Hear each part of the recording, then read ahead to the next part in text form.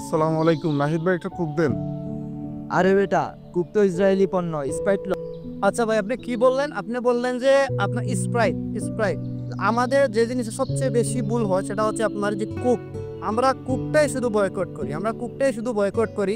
এখন আমাদের কুকটা বয়কট করে আমাদের ক্ষতিটা কি হচ্ছে দেখেন, এই যে স্প্রাইট, এটা হচ্ছে আপনার কোকাকোলা কোম্পানি, মানে ইসরায়েলি পণ্য। এই ইসরায়েলি পণ্য স্প্রাইটের চাহিদাটা 3 গুণ বেড়ে গেছে। কুকের চাহিদা কমে গেছে, কিন্তু স্প্রাইটের চাহিদাটা দ্বিগুণ বেড়ে গেছে। দেখেন, আজকে আমরা ভিডিওর জন্য পান্তাটাও আনতে পারি নাই, এত পরিমাণ সেল। তারপরে আপনি এটা কিনলে পানি, এটা হচ্ছে আপনাদের ইসরায়েলি পণ্য কোকাকোলা কোম্পানির। তাহলে ভাই আমরা কি খাবো? আচ্ছা, আপনি বললেন এই যে কিনলে পানি, এটার পরিবর্তে আপনি যে প্রেসার পানি খেতে পারেন। তারপর মাম, তারপর যে স্পা আকিস কোম্পানির এই স্পা পানি খেতে পারেন। তারপর আপনি যে আমরা কুক যারা আমরা বয়কট করতেছি, এটার পরিবর্তে আপনি এইচএল মজো খেতে পারেন, অনেক স্বাদ মজো খেতে পারেন।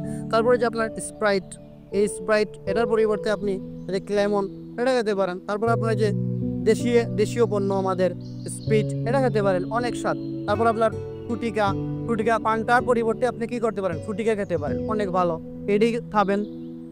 ইসরায়েলি পণ্য বয়কট করা আমাদের ইমানের দায়িত্ব, তাই আমরা বাংলাদেশি পণ্য ব্যবহার করতে পারি। যেহেতু ইসরায়েলি পণ্যকে কি আমরা ভালো করে জানি না, তাই আগামীতে নতুন কিছু নিয়ে আসছি, সবাই অপেক্ষা করুন।